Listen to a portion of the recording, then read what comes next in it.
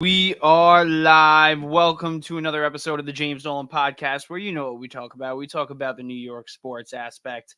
Um, a lot of stuff going on. The Mets suck as always, even though they've won, I believe, 3 out of their last 4 games, or even 4 out of their last 5. But they still suck. Luckily, they're only 4 games back of the wild card, so somehow they are magically still in it. The Yankees, they are the best team in baseball, in my opinion. I've been saying it all season. I've been saying it in the offseason before the season even started, that the Yankees have the best hitter in baseball. They have a top 5 hitter, maybe even the second best hitter in baseball. Some even think he's the best in Juan Soto. Aaron Judge, last 25 games, hitting over 400. He's back. He's back. And then obviously, Louis Hill, dude, like he is dominant. He is dominant so far. 10 starts with 3 or fewer hits this season. That is the most in MLB. The second guy has 7. He is off to a great start to his career. The Yankees got a good one. When Gerrit Cole comes back, maybe they have 2 aces. Who knows? Stroman's been pitching great, though. Rodon's pitching great. Everybody on the Yankees is doing great. Everybody on the Mets, not so much. Lindor has been heating up his last 15 games, though. He's hitting 333, so we're going to get into that. Pete Alonso as well, hitting 263 across his last 15 games. But overall this season, Pete Alonso has sucked. I mean, with runners in scoring position this year, he's had 102 at-bats, and in those 102 at-bats, he sucked. 186 batting average, 590 OPS, only 20 RBIs in those 102 chances. Alonso, he's got to step it up. But we're not going to focus on Alonso first because we are starting off the show with some Mets talk. But we're not going to start off the show ripping on Alonso. We're going to start off the show ripping on his buddy, Jeff McNeil, because Jeff McNeil stinks. He stinks. You see it right there. In his last 200 career games, this guy, who is supposed to be a batting average guy, he's supposed to be a guy that gets on base. He's supposed to be a guy that not even drives in runners, but advance runners.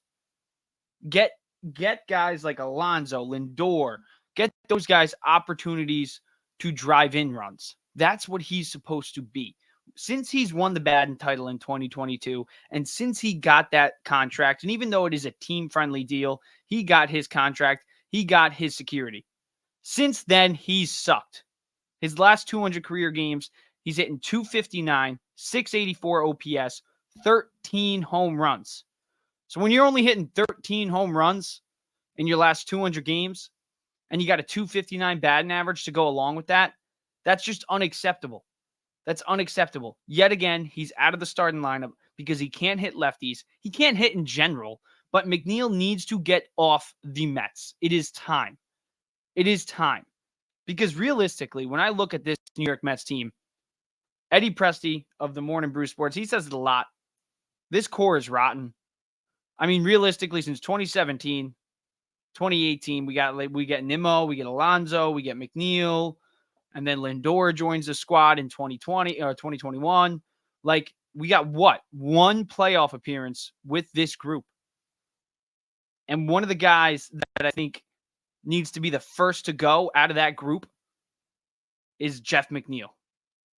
Because it is outright embarrassing. The numbers that he's putting up so far this season alone is terrible. 227 batting average, 616 OPS, and only 14 RBIs, 3 home runs too. That's terrible. That's terrible. This is a former batting champion. Now, a few months ago, would I say, hey, you know what? He can be that guy again? Yeah. But dude, we're in June. It's June. And he's batting sub 230. He's not a power hitter. He doesn't have speed.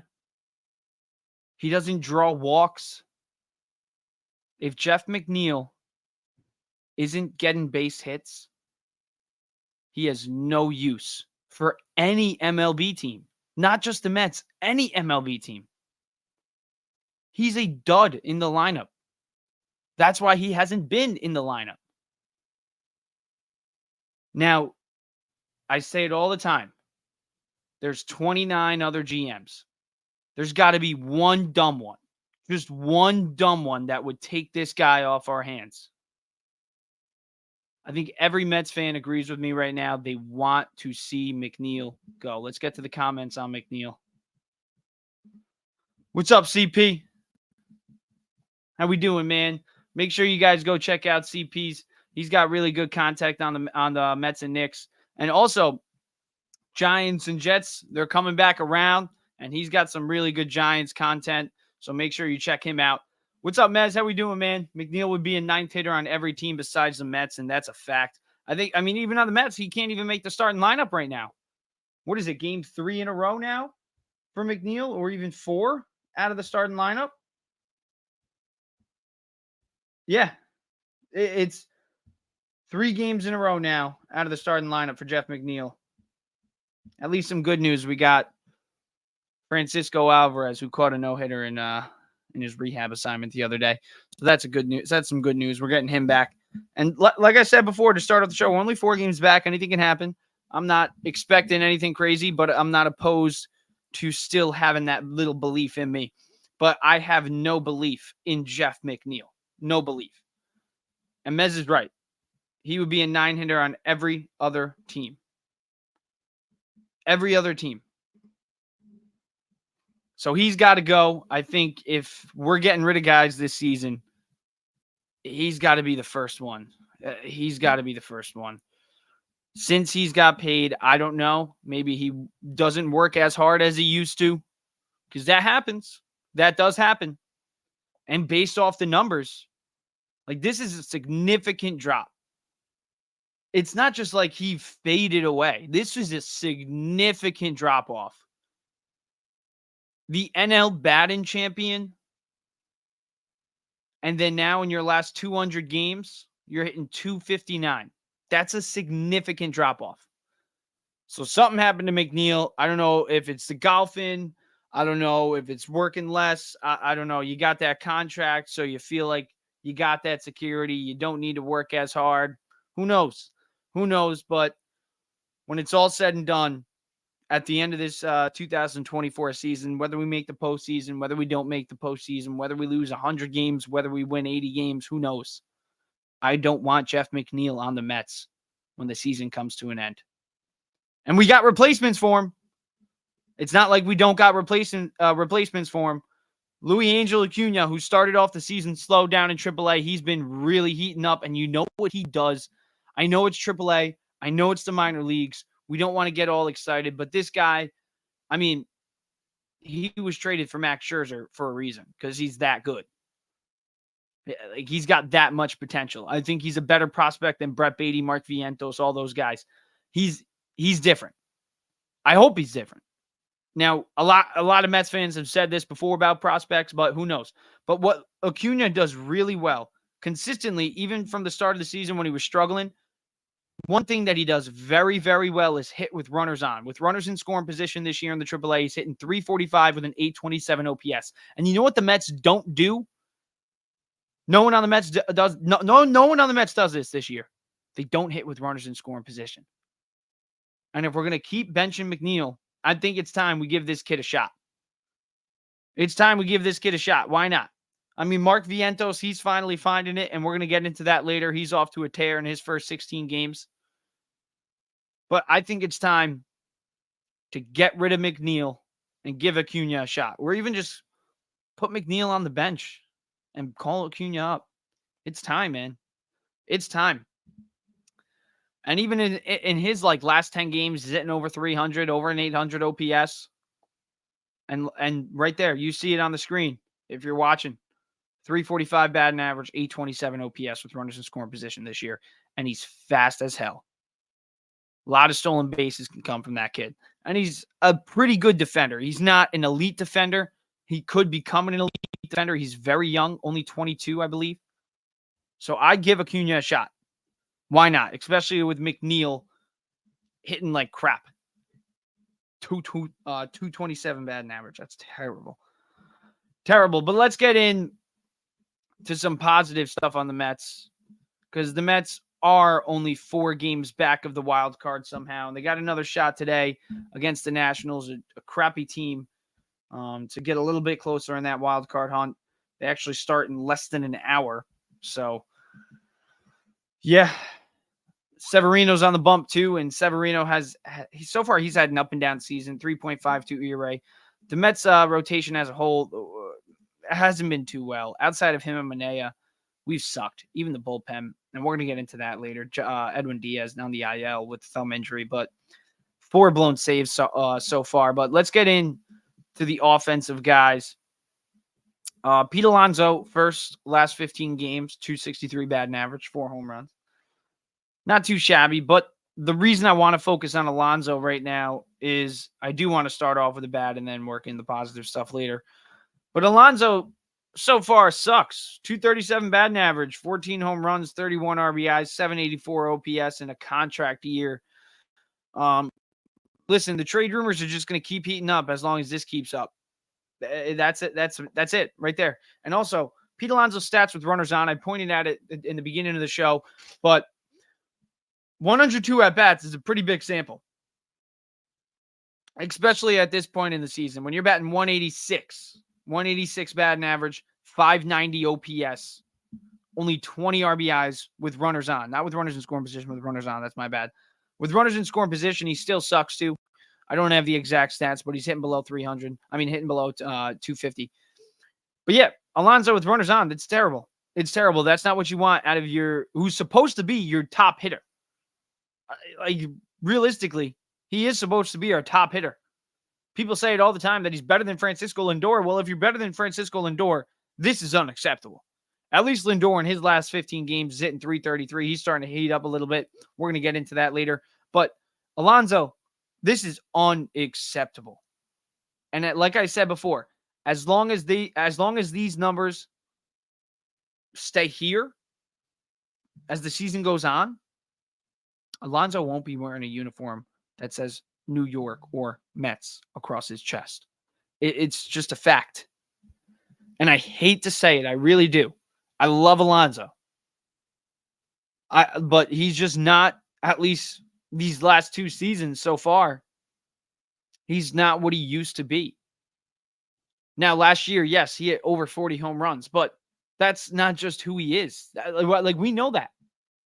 We saw him in 2022. We saw him in 2019. We saw him. He's a guy who can hit 260, 270 even. He hit 270 in 2022. 40-plus bombs, led the league in RBIs. We know Alonso can do that. And that's what makes it frustrating, because the fans, we know he can do that. But Stearns, man, he is new. He is new. Now, yes, he can look at the numbers and he can say that's who he used to be, but this is what he's seen so far in front of his face. This is what he's seen with his own eyes since he's taken over as president.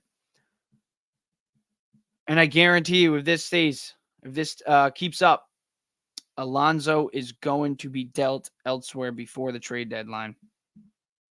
Because Stearns has no ties to Pete Alonso. And for all the Mets fans who say, oh, trade Pete and then sign him in the offseason, that ain't happening either. That is not happening. You go, oh, well, the Yankees did it with Aroldis Chapman. Yeah, well, guess what? Aroldis Chapman wasn't a career Yankee. Pete Alonso so far has played, he was drafted by the Mets. Broke the rookie home run record first season with the Mets. 100 win season in 2022 with the Mets. He's part of that, big part of that. But he's also been a part of a lot of crappy teams. And this year is one of the worst. And it's bad timing. Because he gonna get traded. As long as this stays, if the Mets keep losing and Alonso keeps sucking, he's gone. He's gone. And would Mets fans would we be okay with that? Would the Mets fan be okay with that? I really don't think so.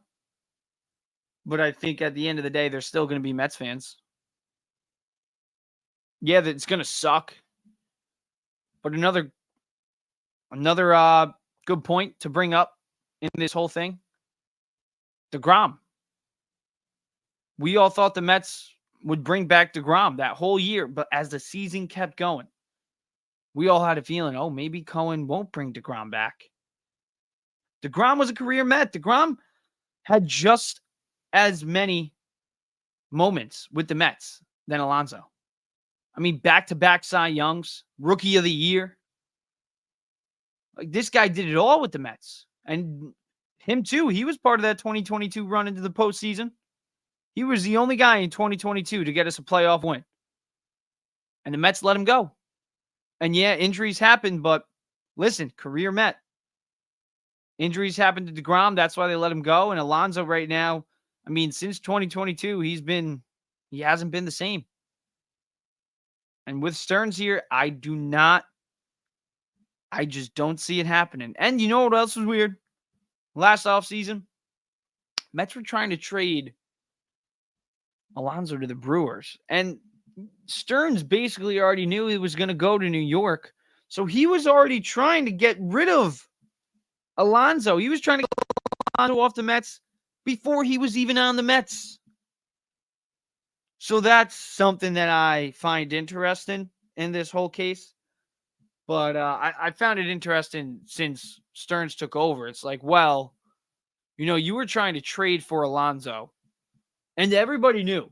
Everybody knew all last year after the summer hit. Stearns is coming to New York. No doubt about it. Cohen has his eyes on Stearns. He's getting him. And Stearns was trying to get Alonso at the deadline last year. So it makes me think, yeah, Stearns will trade him because he knew he was coming to the Mets. So, and he was trying to get some of his guys from Milwaukee over to New York. Makes sense. It really does. I really don't think Pete Alonso will be on the Mets after the trade deadline. It sucks. It really does. It really does. But that's just the way it is. We all want him to be the next David Wright, but there's only one David Wright. Jeff McNeil, we already talked about how much he sucks, but let's get into some of the positive part of the Mets, and then we'll get into Edwin Diaz and the pitching overall. Hasn't been good outside of Sean Manaea and Luis Severino, who's on the bump in about an hour, 45 minutes actually. But 4 games back. Francisco Lindor, he's heating up, thank God.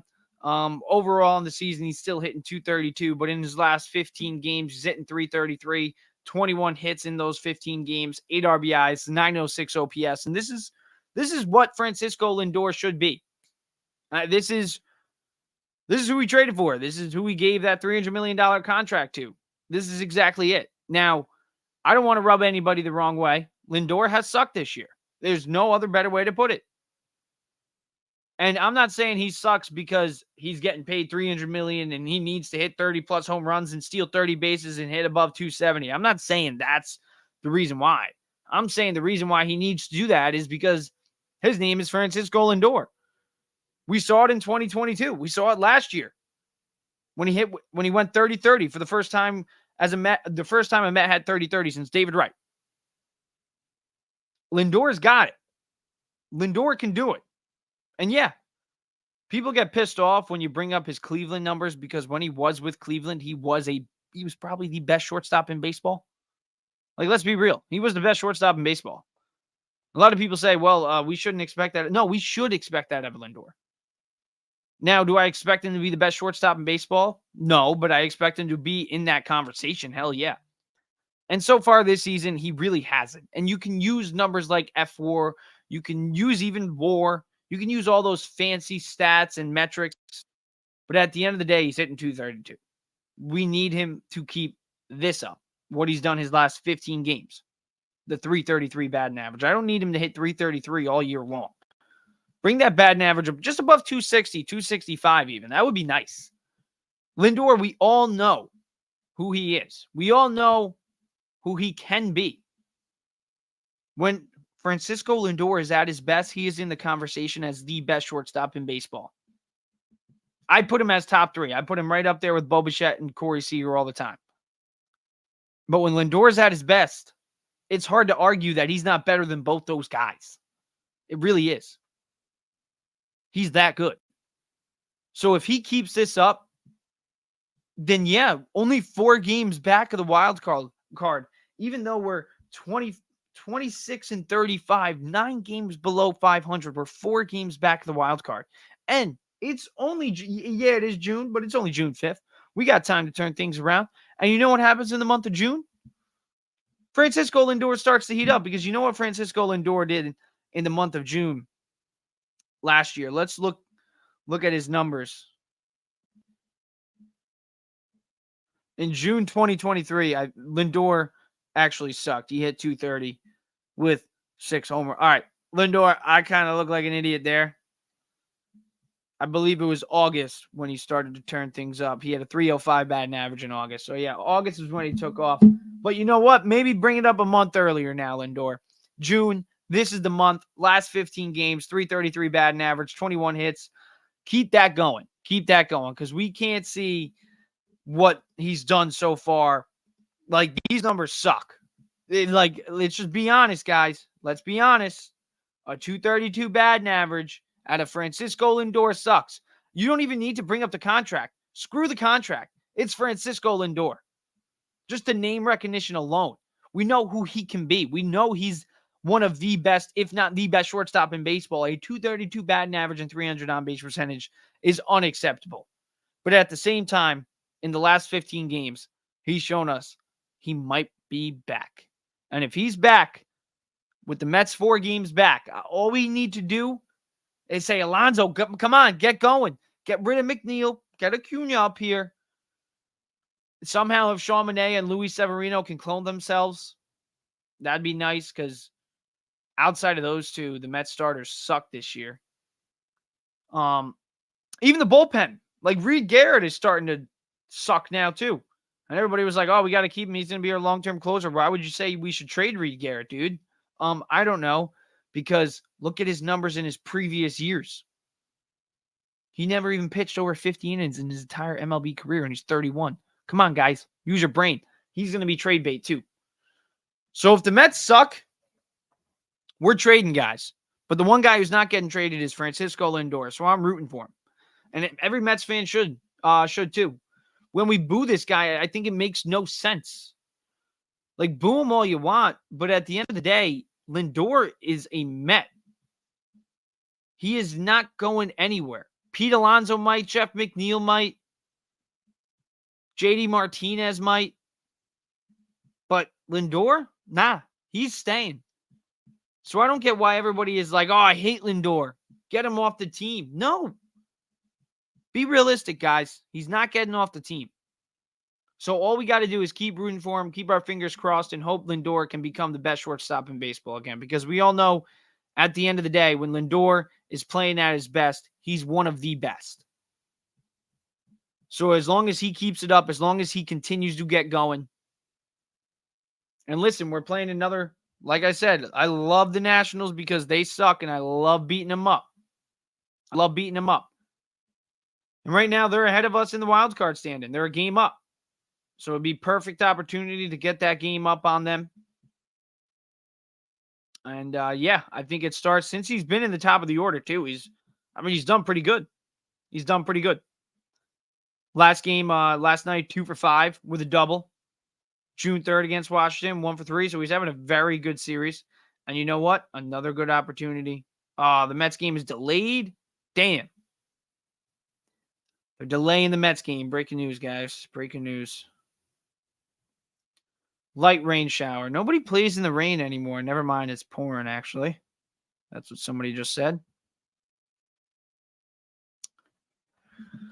Yeah, there's a lot of interesting scenarios with the Mets so far this year. There's a lot of routes that they can take. Do you go for it? Because listen, we are only 4 games back. And if Lindor gets going and we inch up closer and closer and closer in that wild card hunt, then why not buy?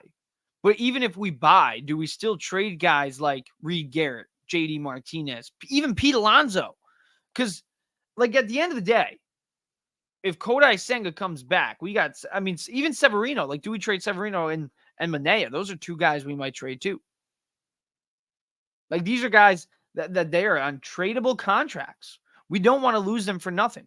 So if we aren't, like, even if we are in the wild card hunt at the deadline, do we still sell? To a certain extent. Maybe. Maybe not even necessarily Pete Alonso. Because if Pete Alonso gets going, then maybe you keep him and you re-sign him and everybody's happy. But if Pete Alonso gets going, the Mets get going, Lindor gets going, everybody gets going, right? I think you still got to trade some guys. I think you got to trade guys like Reed Garrett, Severino, maybe even McNeil. At least one of the two of McNeil or Severino. I think Severino makes the most sense.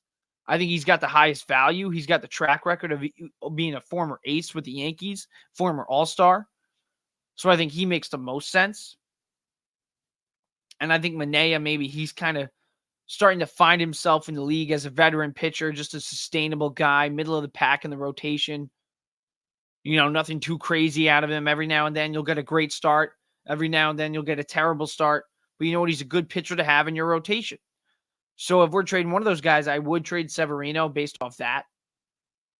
And he's also got a better value, in my opinion. But we still got to send some guys elsewhere, even if we are in the wild card hunt. So it's going to be interesting to see where the Mets go, what direction they take. But definitely build up that young core.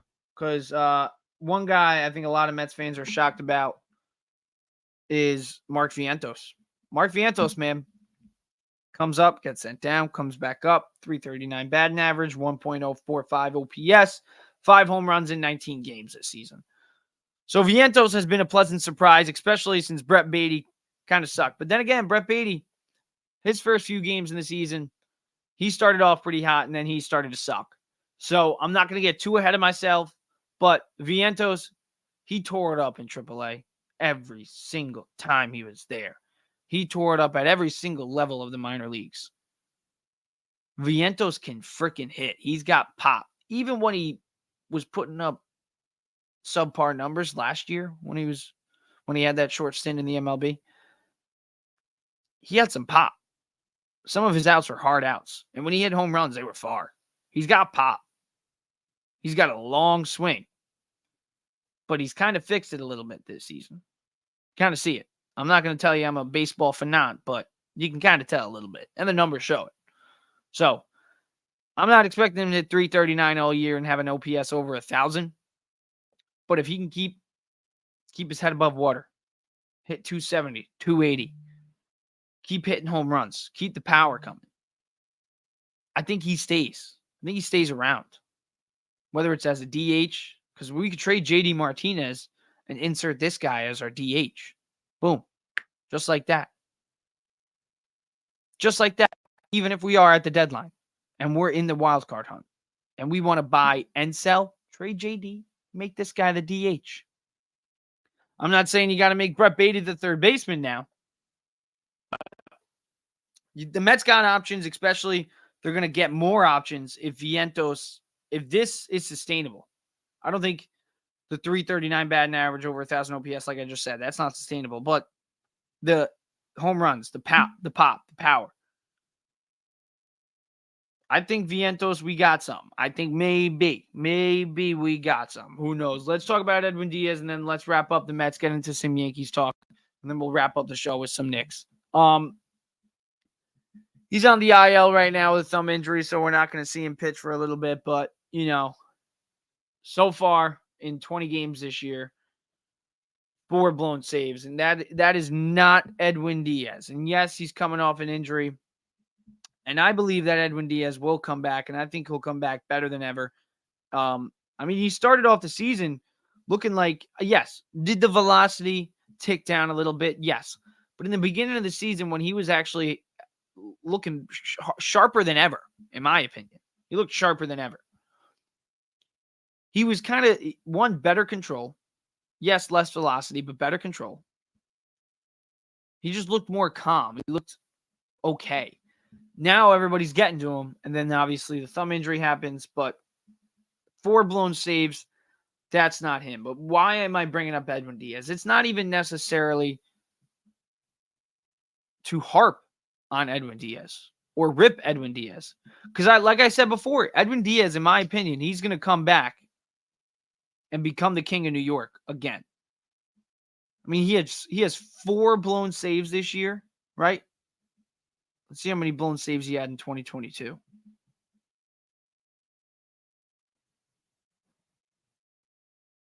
I can't even find it. What the hell, man? All right. Well, he didn't have a lot of blown saves in 2022. I can tell you that. He only let up 9 runs across the board in 2022. So, let up 9 earned runs in 2022, 12 earned runs so far in his 20 games. So, Diaz is not the old Diaz, but I think he's going to come back and be that old Diaz. But the point I'm bringing Edwin Diaz up is because he has 4 blown saves, right? We all know that's not Edwin Diaz. And the Mets are 4 games back of the wild card. So if Edwin Diaz was just Edwin Diaz, the Mets, they have that 3rd wild card spot. So what I'm saying is when Edwin Diaz does come back and Kodai Senga does come back, and if Francisco Lindor stays hot, if Pete Alonso can figure it the hell out, if Jeff McNeil stays out of the lineup, if JD Martinez just stays consistent, if Mark Vientos is actually what he is right now, then the Mets are going to turn things around. 4 games back. We ain't dead. It is June 5th. We still have till mid-October till this regular season ends, and we are 4 games back of that 3rd wild card spot. Anything can happen. Anything can happen, man. So don't give up just yet. I know it sucks, but listen, we got to sweep these Nationals. Got to continue beating up on these bad teams. Severino, hopefully if this game gets undelayed and not postponed, we can play tonight. Severino can have a good start. We get the day off tomorrow. We even get the day off on Friday as well. And then we're in London against the Phillies, man.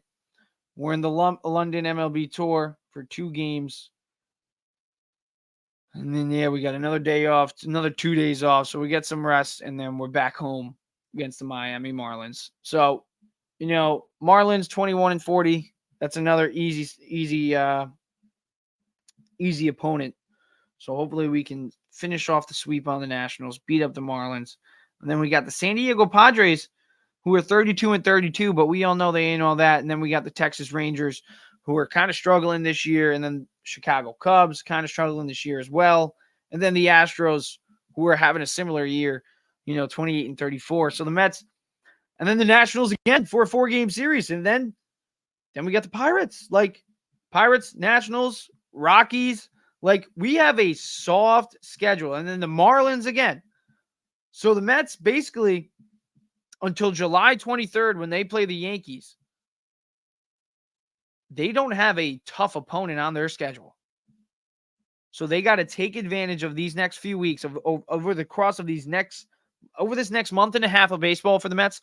They have to take advantage on these crappy teams and work their way back into the conversation.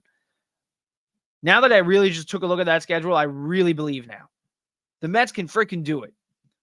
Because 4 blown saves, 4 games back. We all know that ain't Edwin Diaz. So erase those. We're in that playoff scenario right now. And we have that soft of a schedule coming up. Lindor's heating up. Vientos is here. JD Martinez, he's figuring it out right now. Hitting 270, 5 home runs. Alonso, he's got to start heating up a little bit. McNeil stays out of the lineup. We're in this, man. We are freaking in this. Let's go Mets, baby. Let's go Mets. All right, let's talk some Yankees. Oh, well, let's get into the comments, and then we'll talk some Yankees. I think so. I think the Mets see 500 again. Like I said before, you take a look at that schedule. You take a look at their upcoming opponents, like their next series against the Phillies. After that, we got the Marlins. They're below 500 right now. We got the Padres. They're at 500 right now. Texas Rangers, below 500. Cubs, below 500. And then we got the Yankees. They're obviously the best team in baseball.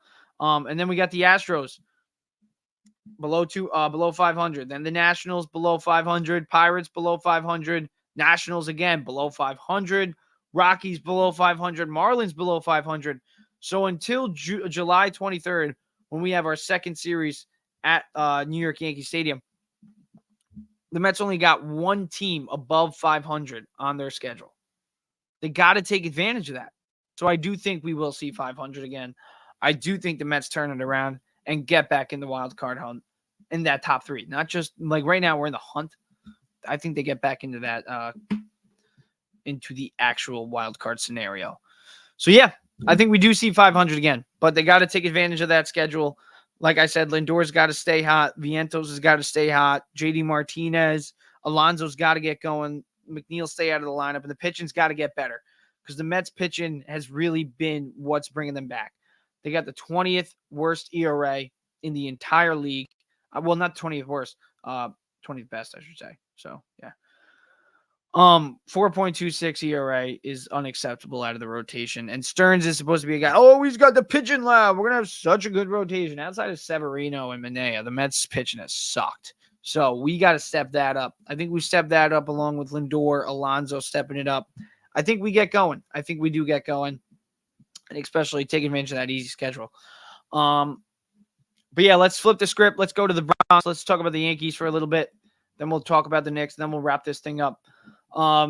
Yankees, man, 43-19, 6-game winning streak, game at 7 o'clock tonight. Louis Gill, man, Louis Gill. Before we get into the game tonight, little preview for that. This guy's, he's off to a great start.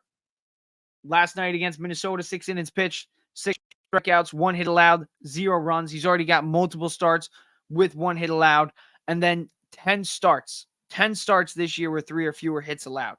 That is the most in MLB by 3. By 3. So, Louis Hill, man, he's really dominant. He's dominant. So, you know, the Yankees, they're doing pretty good right now, I should say, because, I mean, you got an ace in Louis Gill.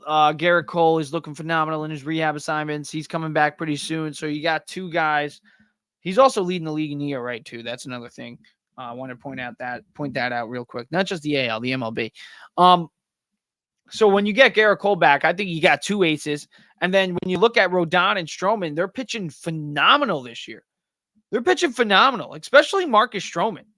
Like a lot of Mets fans, a lot of people, even Yankees fans, they hated Marcus Stroman, obviously, for his past comments on both organizations. But at the end of the day, Marcus Stroman is a damn good pitcher, and what he's doing this year with the Yankees so far is really phenomenal. On a 1-year deal, he's giving you everything and more, actually. And more.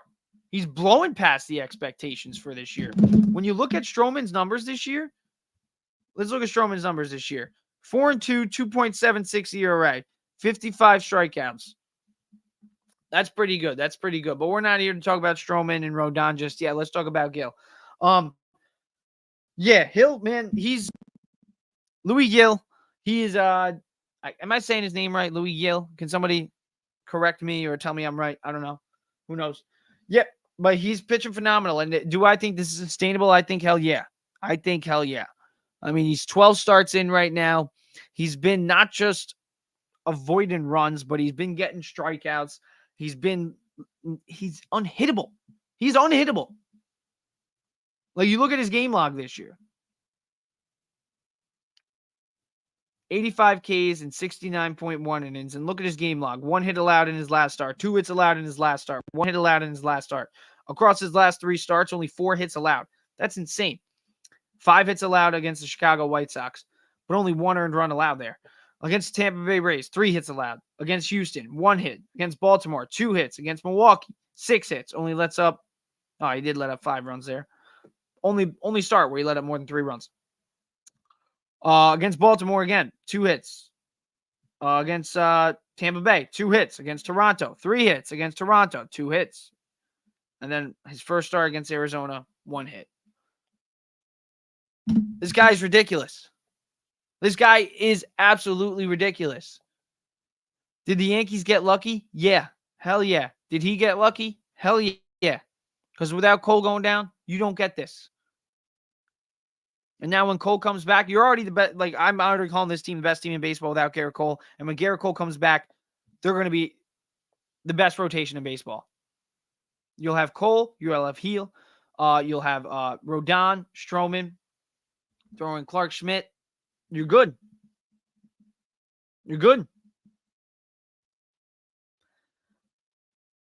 Yankees right now, let's look at their pitching. You got Nestor Cortez with a 3.47 ERA. He's got to step it up, but he's doing all right. Louis Gill, 1.82 ERA. Marcus Stroman. I think Clark Schmidt should. I mean, it's going to be tough because when Cole comes back, this is the question that I want to ask you guys. When Cole comes back, Louis Gill's got to stay in the lineup. Stroman's, in the rotation. Stroman's in the rotation. Rodon's in the rotation. But is it Nestor Cortez or is it Clark Schmidt that goes to the bullpen? Because Clark Schmidt's having a pretty good year. When he comes back from that injured lat, I think he's got to stay in the rotation too because he's 5-3 right now with a 2.52 ERA. So when he comes back and Cole comes back, who gets out of that rotation? That's going to be something that they got to look into. But listen, they got time. They got time. Their bullpen has been absolutely ridiculous. The Yankees' bullpen is phenomenal. Ian Hamilton. Clay Holmes has been ridiculous. 1.37 ERA. Only 4 earned runs and 26.1 innings of work. That is insane, man. And then even Luke Weaver, he's having a great year. He's got a 2.70 ERA. They got a lot of good guys in that bullpen. Their starters have been phenomenal all year. And now it's time to get into their offense because their offense is absolutely ridiculous, especially with this guy named Aaron Judge, who literally just a month and a half ago, I should say, actually, just to be more careful. A month and a half ago, he was in close to below 200, I'll say. Aaron Judge sucks. And is Aaron Judge the best hitter in the MLB? Yeah, he is. He's the best hitter in MLB without a doubt. Judge this year, 293 batting average, 21 home runs, leading the league in that. 49 RBIs, fifth in MLB in that. 1.084 OPS, leading the league in that. Judge is the best hitter in baseball. Look at what he's done in his last 25 games. 415 batting average, 13 home runs, 26 RBIs, 26 runs scored, 1.558 OPS. Aaron Judge he's not a human. He is not a human. Aaron Judge is undoubtedly the best hitter in baseball. And it just so happens to be that the Yankees have another top 3 hitter. And this year he's been the second best hitter, in my opinion, in baseball. So you got the best hitter in baseball in Aaron Judge, and you got the second best hitter in baseball in Juan Soto. You got a ridiculous rotation. Are the Yankees legitimate World Series favorites? Hell yeah, they are. Hell yeah. You got 2 superstars, and you got an all-star in Anthony Volpe. And Giancarlo Stanton, we're going to get into him in a little bit too, because he's having a great year too. But Judge, what he's been doing has just been outstanding. A 415 batting average across the last 25 games. That's a pretty good stretch. 415 batting average. This guy he's averaging over an RBI a game. He's averaging over a run a game in his last 25 games. Judge is doing unthinkable things right now. I think we got to appreciate Judge more. We were calling Jalen Brunson the king of New York, and Jalen Brunson, by all means, is a superstar. But I'd say he's probably the prince. Because Aaron Judge, he's the king. He's the king. And if he gets a World Series ring, 1 or 2, he might go down as one of the best, I'd say top 3, top 5. Some people might call him the best Yankee of all time. Because what he's doing right now, what he did in 2022, and now he's got a supporting cast. He's got Anthony Volpe, who's an all-star this year, in my opinion. He's got Juan Soto, who so far, in my opinion, has been the second best hitter in baseball. Stanton's actually doing a decent job this year. He's not doing what his salary says, but he's doing what Yankees fans want him to do, and that's hit home runs and drive runners in. And they got a great rotation, and that's without Garrett Cole. So watch out. Watch out for the freaking Yankees. I think they will come in hot into the postseason. Oh, wow. Aaron Judge is just, he's something else. And he plays in the Bronx. He plays a few hours, a few minutes away for some people. It's insane. We got to appreciate it more, in my opinion. I think Aaron Judge is the best hitter in baseball. Juan Soto, though, you got to give him credit too, man. 17 home runs, 53 RBIs with a 319 batting average this year. He's doing great. You got to give him just as much credit because he's done it all year since the beginning of the year. He's the reason that the Yankees are 43-19. He is. I mean, when you're talking about MVP conversation in the American League right now, I think it's Aaron Judge and Juan Soto as the top two candidates. I mean, yeah, it is. Am I wrong? All the people watching right now, we got a little bit over 60. Anybody think I'm wrong? If there was the top two candidates in the American League to win the MVP right now, Aaron Judge, Juan Soto. Undoubtable. So, yeah, rotation sick. You got Judge and Soto, who are the best two hitters in the American League right now. And then you got this guy named Anthony Volpe, who's having a fantastic season. He's really having a great second year. Last year, over 20 home runs, but the batting average sucked. This year, not too many home runs, only 6 home runs. I believe that's third among American League shortstops. He's not even in the top 5 among MLB shortstops. And he was top 5, I believe, last year in his rookie year. But he's spraying the ball over the yard. And he's getting extra base hits. He's getting on base more. He's working the count more. He's doing great. 283 batting average, 6 home runs, 24 RBIs this year. Volpe and his 70 hits this year, third among all shortstops in the MLB. I mean, in the American League. So 70 hits this year. He's doing great. He's doing great. And he's hitting at the top of the order. That's exactly where Yankees fans wanted him to hit last year. He's there now. He's obviously a Gold Glove defender. He just won it last year in his rookie year. He's a beast. Volpe is everything that the Yankees fans expected him to be right now. You gotta admit it. You gotta admit it. And I think it's a huge, huge plus. Because like I said it in the beginning of the season.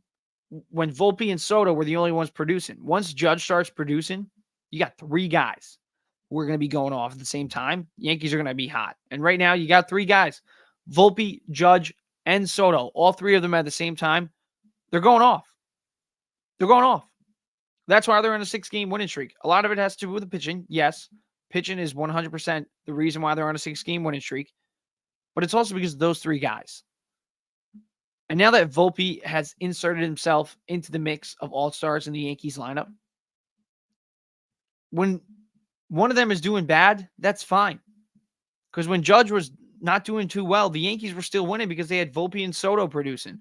And when Volpe calms down a little bit, they'll still have Judge and Soto. And when Soto calms down a little bit, they'll have Judge and Volpe. And Stanton's actually producing. He's not too shabby this year. 15 home runs, 34 RBIs, 789 OPS. This lineup is very good. It's long. And I think a lot of that has to do with the success Anthony Volpe is having this season. And should he be named an AL All-Star this season? Hell yeah, he should. Because he's doing great. 70 hits is third among AL shortstops this year. Going to put that up one more time. But yeah, he's doing great. But yeah, I think I also want to talk about some other interesting scenarios going on with the Yankees besides the pitcher and rotation. When Cole comes back and Clark Schmidt comes back, who do they drop? Who goes to the bullpen? Do they run a 6-man rotation? Who knows? But Stanton's doing great. This lineup is producing. And then Verdugo, he's having a good year. Judge and Soto, they ain't going anywhere. So the outfield, you got 3 guys who are going to be there. And then Stanton has actually been a reliable DH so far. So with this, and Jason Dominguez coming back, or wanting to come back at least, because he's starting to play his rehab games, does he have a spot? Because they're not just going to call him up to sit the bench. Does Jason Dominguez have a spot on this Yankees ball club? Because like I said, the outfield is on lock. Unless one of these guys get hurt. How does Jason Dominguez find his way on the 2024 Yankees? That's my question.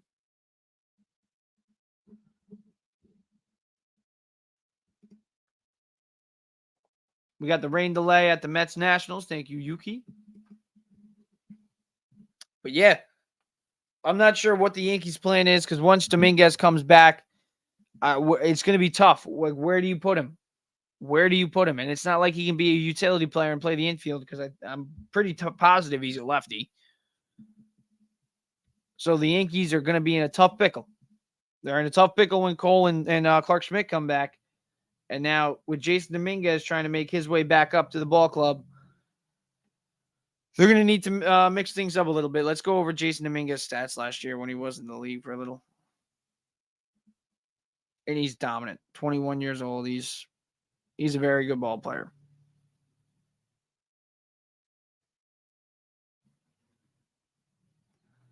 Last year in 8 games, 258 batting average, 980 OPS, 4 home runs. Then obviously goes down with the injury. But so far, 15 games in AAA this year. 315 batting average, 939 OPS. Already 4 home runs in those 15 games. Dominguez deserves to be at the MLB level. He does, 100%. But I just do not see it happening as long as Stanton keeps producing and Soto and Judge and Verdugo are healthy. I just don't see it happening. So they're in a little bit of a weird scenario. I don't know what they're going to have to do to make room for him, but I don't think they can make room for him. I don't think they can. He does throw right-handed, but he's a center fielder and a left fielder. So where are you going to get him in the infield? Because Gleyber Torres sucks. Gleyber Torres has been having a terrible year. I think a lot of Yankees fans would like to see him out of the lineup. But Verdugo's left-handed. Judge can't play the infield. Soto can't play the infield. He's left-handed. Obviously, Stanton, no.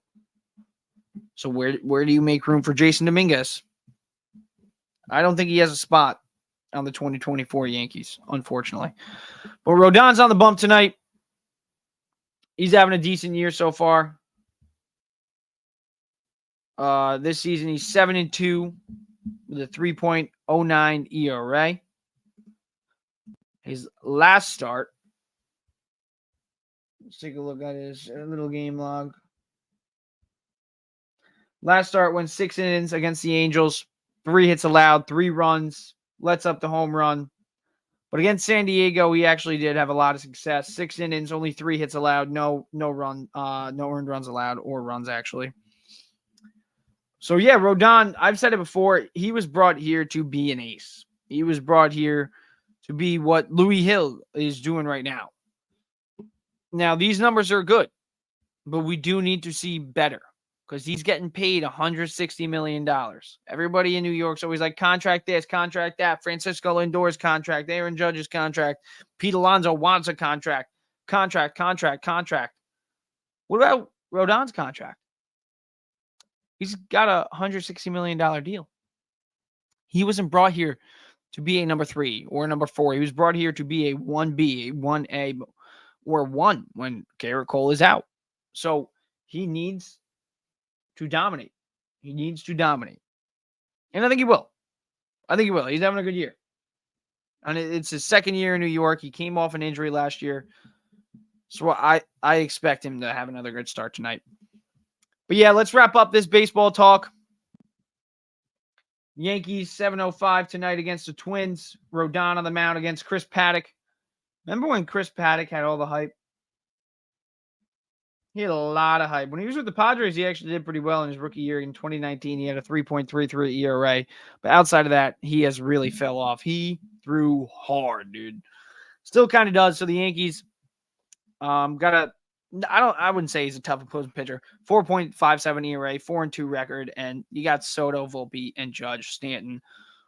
That lineup is ridiculous. So, and you got Rodon on the bump tonight, so you'll be okay. And you got the best bullpen in baseball right now. Actually, the Yankees,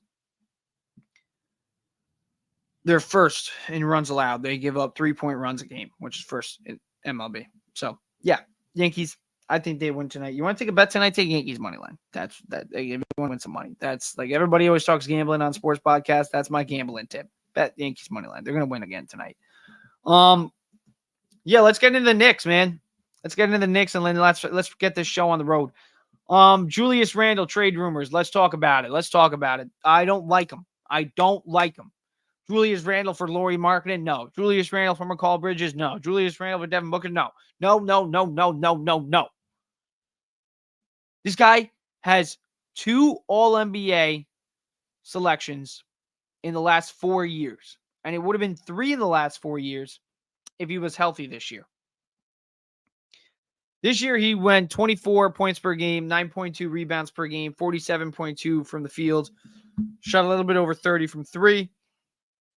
Listen, remember that month of January, even a little bit in February, before Randle went down with the shoulder injury, when we had Anunoby, Brunson, and Randle, and we only lost 2 games? That's what the Knicks need to do. That's their 3. It's Brunson, Randle, and Anunoby. And if it's not Anunoby, then you think about getting a guy like Mikal Bridges. But you don't get rid of Julius Randle. You just don't. Because you have Julius Randle in this postseason, you could make a case that the Knicks could make the NBA Finals. You really could. They'd easily be in the Eastern Conference Finals, or would have been in the Eastern Conference Finals against the Boston Celtics. 100%. I mean, you got Brunson dropping 40 a night, and now you throw in Randle. Brunson don't need to drop 40 a night, one, but if he still wants to, he definitely could, maybe even more, because they ain't going to be able to double team and triple team Brunson. Double team him all you want. Then you got single coverage for Julius Randle, and we all know what Julius Randle can do against single coverage. Then you throw a double team or a triple team at Randle, then you leave Brunson open. Good luck with that. And then Dante DiVincenzo's open more. Hartenstein's open more for his little floater. Anunoby's open more. There's so many more options that the Knicks have. So many more opportunities that the Knicks would have had if Randle was healthy this playoff series. But it is what it is, man. It is what it is. And it's not like it was a muscle injury. It's not like it was a torn ligament, a pulled hamstring. No, it was a fall, man. He tore his, dislocated his shoulder. He has to get surgery. It was a big-time injury. He's not a guy who's injury-prone, so I'm not worried. It's not like OG Anunoby where he hasn't played in over 70 games in a single season. Nah, man. Randle wants to play. Randle leads the league in minutes every time he plays a full season, which is basically every single year besides last. So I want Randle on that court, and I want him on the court with Brunson because I think those two can do some serious damage, man. It'll be the 3rd year for them together. Let's see what they can do. Do not trade Julius Randle. Do not. But let's talk about free agency. Because everybody's like, should we trade for a guy, trade for another star, bring in another star for Jalen Brunson to play with, and Julius Randle, or even get rid of Julius Randle for another star? No, man. No. Simple. Run it back. Get Anunoby back. Get Isaiah Hartenstein back. Simple as that. We got a comment. Let's see it. I get that. You got a good point. In the playoffs, Randle hasn't been a lot. But in his defense, his first postseason, he was getting harassed on defense by the Hawks. Second postseason series, he was hurt. So now, what I want to see is a healthy Julius Randle with a healthy Jalen Brunson, with a healthy OG Anunoby, with Dante DiVincenzo, with Josh Hart off the bench, with Hartenstein, with Miles McBride. I want to see that group. Because, yes, I agree with you. In the playoffs, you can't deny it. Numbers don't lie. But if we're going to take a deep, deep dive into it, Randle's first postseason series, I don't give him a pass on that one. I think he could have got by the Atlanta Hawks. I don't think the Hawks were that good of a team where Julius Randle couldn't overcome them as the number one option. But he was the number one option that year. He didn't have Jalen Brunson. So he did get harassed on defense. It was his first ever postseason appearance. So I kind of give him a pass, but not more of a pass than his second postseason series where he was legitimately injured. He got surgery after that playoff series. After they lost to the Miami Heat, he got surgery. He was hurt, legitimately. So I want to see a healthy Julius Randle with a healthy Jalen Brunson, with a healthy OG Anunoby, with Isaiah Hartenstein, with Dante DiVincenzo, I think that starting five can get to the NBA Finals. And then let's see what happens there. I think that starting five is very good. And then you got Josh Hart, Deuce McBride, Bogdan Bogdanovic off the bench. I think you still got to – I think the most important part of this offseason is add good bench pieces. Better depth. Because if we're going to have guys like Shake Milton on the bench and we're going to be afraid to put him in, then what's the point of having him on the bench? Let's get guys that Thibodeau isn't afraid to put in the game. Guys like Precious Achiuwa. Simple as that. I think we need another guy who we can insert into the bench rotation because I think Thibodeau, you can tell, he likes a 9-man rotation. I think he really loves an 8-man rotation once the playoffs hits in really tight games. But he will rock with a 9-man rotation, but you got to give him the guys for it. So if you got Hart, Deuce, and Bogdanovic off the bench, Mitch off the bench, that's a good rotation. But let's get one more guy in just in case an injury happens to one of those guys. You got to throw him in that rotation. And let's get some even more guys because we got to get depth. I think we got to get depth. I think that's what we got to focus on because that was our weakness. Injuries, and we didn't have enough depth. We thought we had depth, but we didn't. We didn't. So let's get some depth in here. Who do we sign this offseason? I think you just go for OG Anunoby, and I think you go for Isaiah Hartenstein. I think that's what you got to do. Because with Anunoby, let's see. I have it right here. With Anunoby, the Knicks' regular season record was 20-3. 20-3. Those 3 games. That's insane. Simple as that. You got to bring him back. I think the big question is if he doesn't come back, do you go after a guy like Mikal Bridges? That's where I think then we look at other stars. And I wouldn't mind Mikal Bridges. I think Mikal Bridges would be a great fit with the Knicks. I mean, in my opinion, I think Mikal Bridges is a better perimeter defender than OG Anunoby. I think OG Anunoby, though, can guard 1 through 5. I think Mikal Bridges has a little bit of a tough time against a bigger guy in the paint. But perimeter defense-wise, Mikal Bridges clears him. Scoring-wise, Mikal Bridges clears him. And then, obviously, Villanova, add another guy into the mix. You got a Villanova 4 now instead of a Villanova 3. And that would be a really good starting lineup, offensively and defensively. Brunson, DiVincenzo, Mikal Bridges, Julius Randle, Isaiah Hartenstein. Or even if you get rid of Hartenstein, Mitch goes into the starting lineup, you get another center in the draft, who knows? Knicks got options. I think you go for Anunoby as your first option, you lose out on him, then you go for a guy like Mikal Bridges. That's really the only star I'd add. I wouldn't add a Devin Booker. I wouldn't add anybody that could compete as a number 1 with Jalen Brunson because we have a number 1. Jalen Brunson is a number 1. You don't cause drama. Don't do things for the headlines. You're going to get a star here. Get a guy like Mikal Bridges. Maybe even Lauri Markkanen, but you don't do it for Julius Randle. So if you're going to get a star, make it be a guy like OG Anunoby. Basically that. Or a guy like Mikal Bridges. Not a number 1 guy. Not a Devin Booker. Not a Giannis. No. Giannis maybe. Maybe Giannis. Other than that, nobody else. Giannis or Mikal Bridges, nobody else. Unless it's OG Anunoby or Isaiah Hartenstein, obviously. But that's it. I'm wrapping it up. Went for over an hour. Thank you. We got a little bit over 75 watching right now. I really appreciate you guys, whether you're on YouTube, whether you're on X. I really appreciate you guys. If you guys don't mind, if you guys aren't subscribed to the YouTube channel, I'm at 299 subscribers. 299. So go hit that subscribe button on YouTube. Help me get to 300. Check out the articles on FanSided if you like some New York sports. And, check out the X because I'm always posting stats that nobody gives a shit about. But I'll see you guys. I really appreciate you guys watching. Thank you, Yuki, for participating. Love you, man. Love you that you always comment in. I really appreciate it. Really appreciate the support that you always show, man.